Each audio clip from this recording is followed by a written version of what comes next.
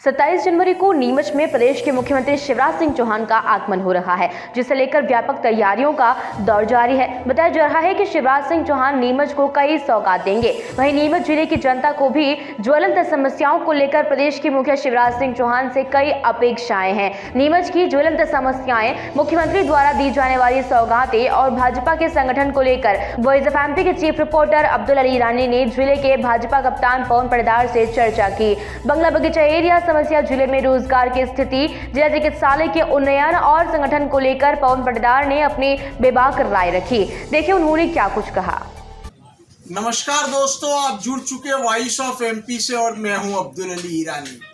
प्रदेश के मुख्यमंत्री शिवराज सिंह चौहान का नीमच आगमन हो रहा है और नीमच आगमन को लेकर व्यापक तैयारियां हो रही है। साथ ही साथ भारतीय जनता पार्टी के साथ नीमच की जनता को भी मुख्यमंत्री के दौरे से काफ़ी अपेक्षाएं हैं, काफ़ी सौगात नीमच को मिलनी। वहीं पे भारतीय जनता पार्टी के संगठन के लिए भी ये बहुत मायना रखता है ये दौरा।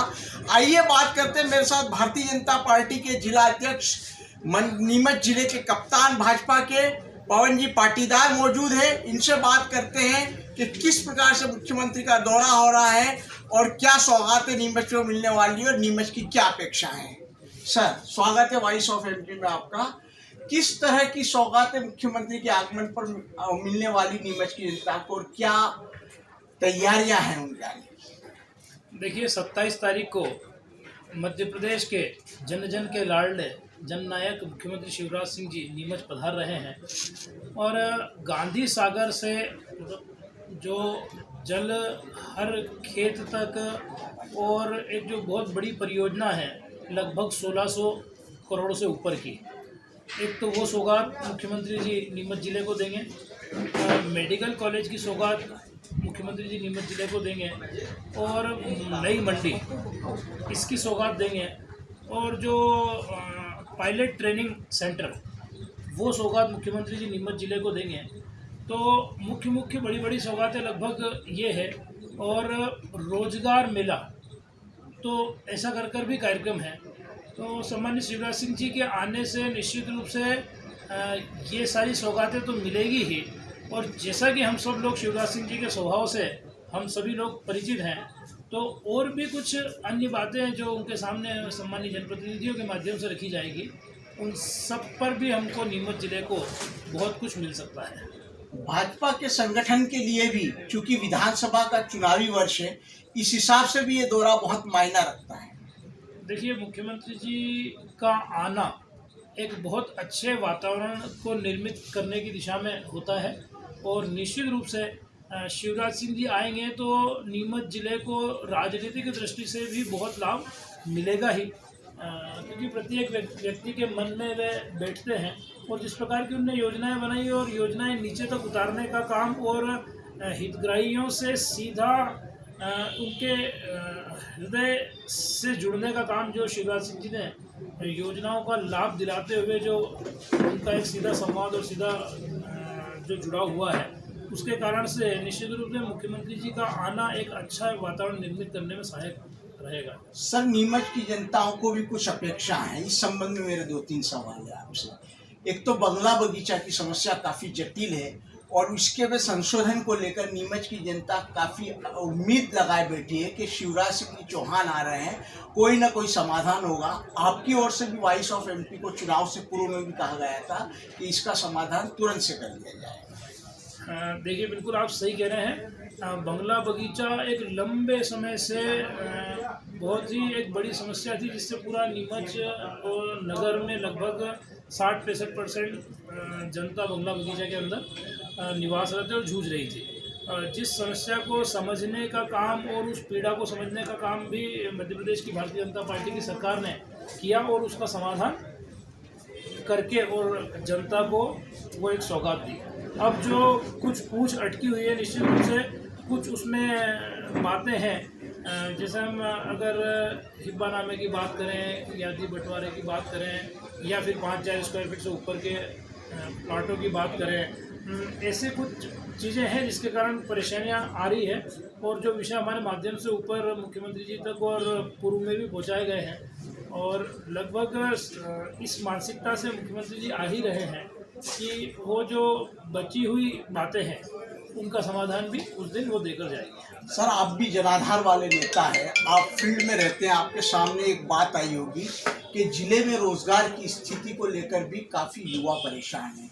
इसका एक हाल ही में उदाहरण बड़ा आया है कि शिक्षित बेरोजगार एक जीएनएम का जिसने कोर्स कर रखा है, उससे स्थिति इतनी खराब है कि उससे चाय की गुमटी लगानी पड़ी नर्सिंग चाय वाला के नाम से। क्या कहेंगे आप इसके लिए? मुख्यमंत्री कोई घोषणा करेंगे यहाँ पर? देखिए, रोजगार की दिशा में अगर हम बात करें तो जितनी भारतीय जनता पार्टी की सरकार ने उस दिशा में काम किया है और वो ज़्यादा से ज़्यादा जॉब ओरिएंटेशन करना और उस प्रकार के उद्योग लगना, उस प्रकार के उद्योगों को सब्सिडी प्रोवाइड करना, ये काम जो भारतीय जनता पार्टी की सरकार में हुआ है वो आज तक पहले कभी नहीं हुआ। और वही ध्यान पूरा मोदी जी हो या शिवराज जी हो उनका रहता है कि जितना इंडस्ट्रियलाइजेशन होगा उतना ही रोजगार मिल पाएगा। क्योंकि अब खेत है, खेती है, तो 2 भाई थे 12-12 बीघा रह गई, अब 4 भाई हो गए 6-6 बीघा रह गई। तो अब वो और लगभग खेती उपयोग लायक थी लगभग पूरी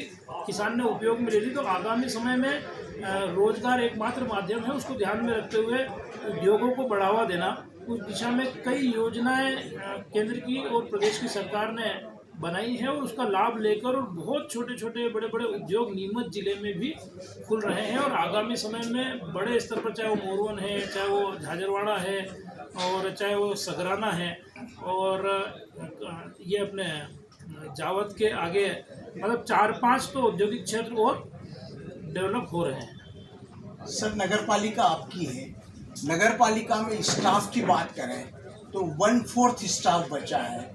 इंजीनियर की कमी है, जिसके लिए भोपाल में आपके द्वारा भी चर्चा की गई थी और विधायक महोदय द्वारा भी की गई थी। तो इसको लेकर क्या कुछ प्रयत्न होंगे?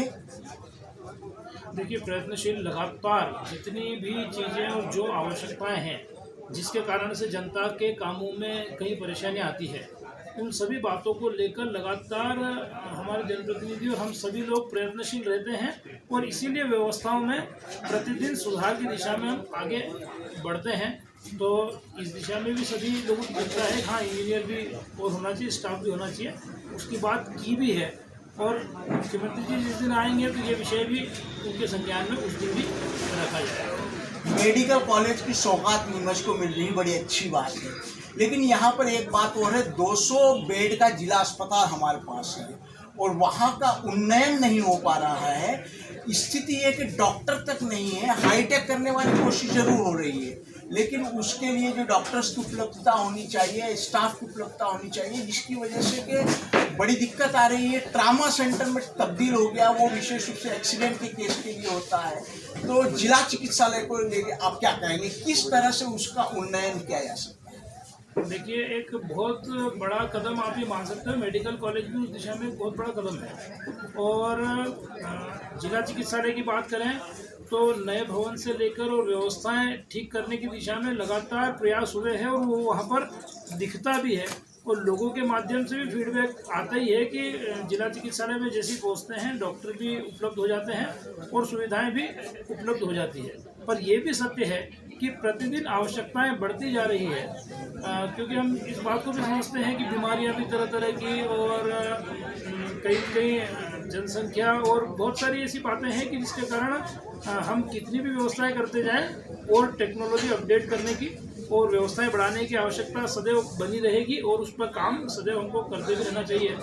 तो बहुत कुछ किया है और आगे जो आवश्यकताएं हैं उन पर भी काम हम लगातार कर रहे हैं। हाल ही में राष्ट्रीय कार्यकारिणी की समिति की बैठक हुई है, उसका कोई निर्णय या कोई संदेश नीमच की राजनीति पे, आपके संगठन पे, भाजपा के संगठन पे, नीमच जिले के लिए कोई असरकारक है? देखिए, हमारे यहाँ जो भारतीय जनता पार्टी है वो एक संगठनात्मक स्ट्रक्चर वाली पार्टी है।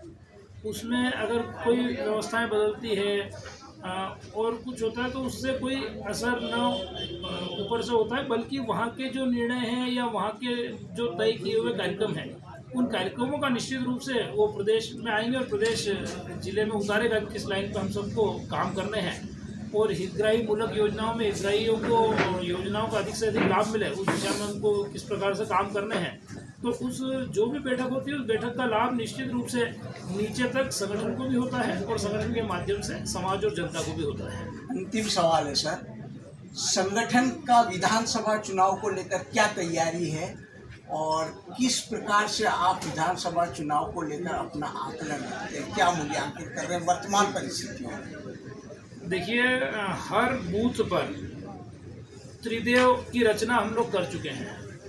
हर बूथ पर एक बूथ 10 यूथ की रचना हम लोग करने जा रहे हैं और हर शक्ति केंद्र पर हमारी टोली बन चुकी है और शक्ति केंद्रों की बैठकें भी हो चुकी हैं। तो भारतीय जनता पार्टी 24 आवर्स चुनाव लड़ने के लिए तैयार रहती है और भारतीय जनता पार्टी कभी इसलिए काम नहीं करती कि मात्र चुनाव लड़ना है, पर भारतीय जनता पार्टी इसलिए काम करती है कि समाज के बीच में पहुंचकर समाज के दर्द को भी समझें और समाज के अंदर जो विघटनकारी शक्तियां काम कर रही है, जो समाज को बिखेरने का काम कर रही है, खंड खंड करने का काम कर रही है, उसको भी जोड़े रखें। जो सृजन शक्ति है उसको भी जोड़े रखें और अधिक से अधिक लोग कैसे योजनाओं का लाभ लेते हुए अपने जीवन स्तर में सुधार रहा है। तो इसलिए भारतीय जनता पार्टी का प्रत्येक कार्यकर्ता 24 घंटे चुनाव के लिए तैयार रहता है, 24 घंटे चुनाव लड़ता है। इसलिए हमारे लिए चुनाव कोई चुनौती नहीं है। हम लोग पूरी तरह तैयार हैं और सदैव समाज के बीच में और जनता के बीच में रहते हैं, इसलिए जनता का विश्वास हम पर है। भाजपा के कप्तान पवन पाटीदार जी का कहना है कि मुख्यमंत्री जो आ रहे हैं वो शहर को सौगात देंगे, इससे शहर की जनता को लाभ मिलेगा।